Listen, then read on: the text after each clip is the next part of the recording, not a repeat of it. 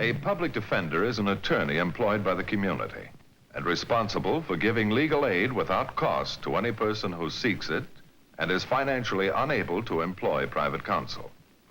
It is his duty to defend those accused of crime until the issue is decided in a court of law. The first public defender's office in the United States was opened in January 1913. Over the years, other offices were opened. And today, that handful has grown to a network of lawyers cooperating to protect the rights of our clients. Last year, almost 2 million people were arrested in the United States. This is the case history of one of those people, taken from the files of a public defender in Illinois.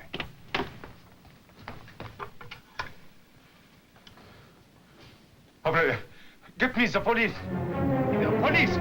Quickly, please!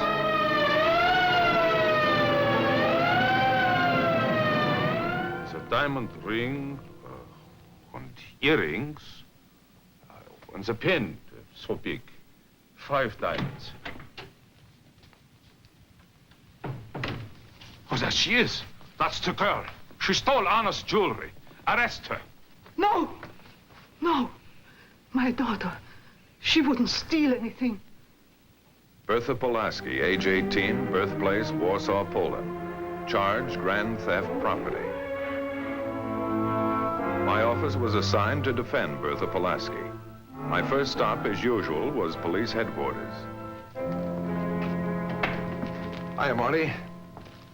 I'd like you to run a check for me. See the chief. Well, the name is Bertha Polaski. I'd like to find out... Well, at least I ain't out arresting innocent people. What's going on, Marty? They shut off your water. Who shut off my water? Know what I'd do if I was you? See the chief. Yeah, thanks. Hello, Chief. Glad you had a safe trip back from Chicago. We can't spare any fearless champions of the innocent. You read my Chicago speech, huh? I sure did. Had his at Gettysburg beat all hollow. All I stated were the facts based on the records of my office. 8 out of 100 of our clients who go to trial are found not guilty. We're pretty stupid. I didn't say that. But you're human. You make mistakes. Can I look at some records? You've got some records at your office. You boasted about them in Chicago. But, Chief... You don't seem to understand, Matthews. We're working different sides of the street. We arrest them, you defend them. We've been friends for almost 10 years. I don't think you want to see an innocent person go to jail any more than I do. Oh, but you're wrong. I love to send innocent people to jail. Read your Chicago speech. Send the next visitor in. Mr. Matthews is leaving.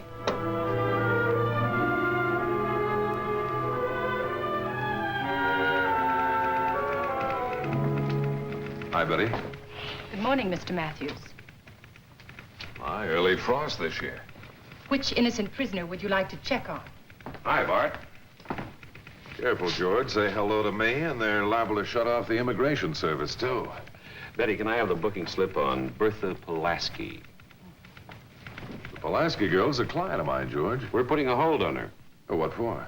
She entered this country 4.5 years ago. If she's found guilty on grand theft and gets more than a year, she'll be deported.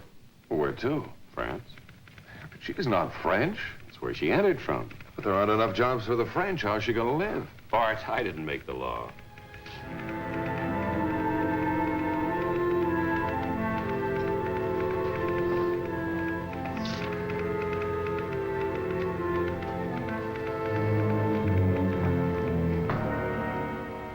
Mr. Matthews, the man who was here, he was from immigration. Yes, I know. Now, this man Wilmar who says that you stole his wife's jewelry. They'll send me back to Europe. I understand your mother was his housekeeper. You won't let them do it, Mr. Matthews. You won't.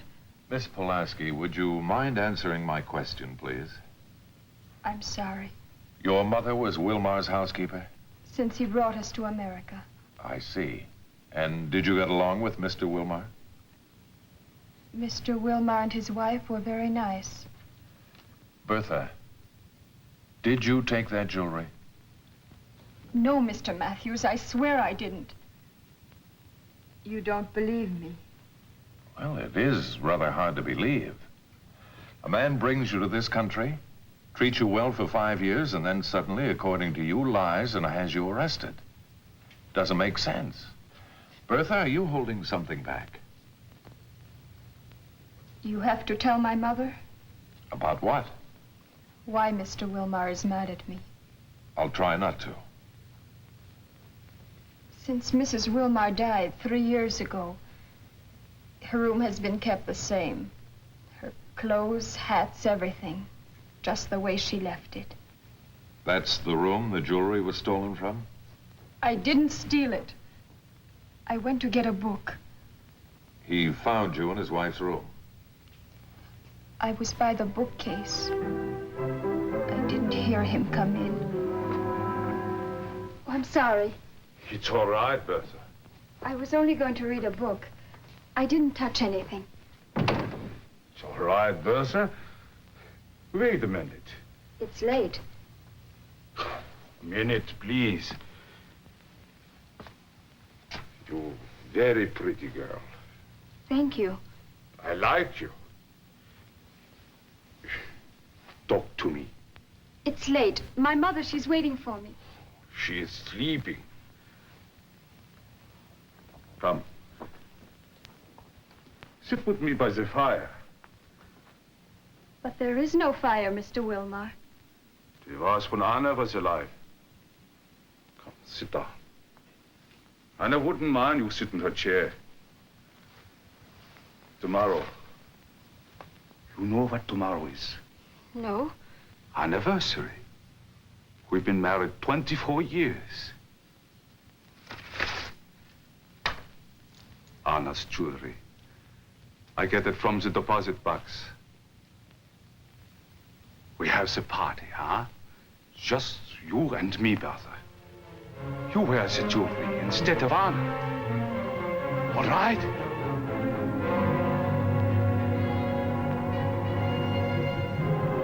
Please, Mr. Wilmar. Anna likes you. I like you.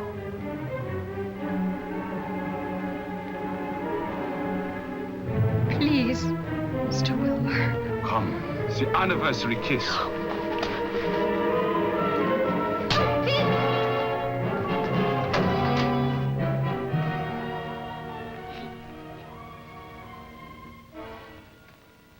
Take your time. I can wait. Okay? Why didn't you use that rear door? It was locked. It's always locked. Even my mother doesn't have a key. And where did you go after you left the room? I ran out of the house. I ran down the street. There's a bench on the corner. I sat down. I was crying. And then what? I went home. Mr. Wilmar was there. There was a man with him. He said, that's the girl. He said I took his wife's jewelry. The man arrested me. Why didn't you tell your story to the police? I was afraid. Afraid they would tell my mother. Well, I don't understand.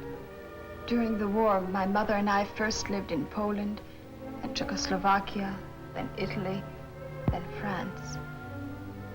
Once a German soldier tried to touch me. My mother got a knife. She would kill Mr. Wilmar, too. Mr. Matthews, because I would not kiss him, Mr. Wilmar, can he send me back to Europe? Where can I find this Mr. Wilmar? Maybe home, in that dead woman's room. This is Anna's room.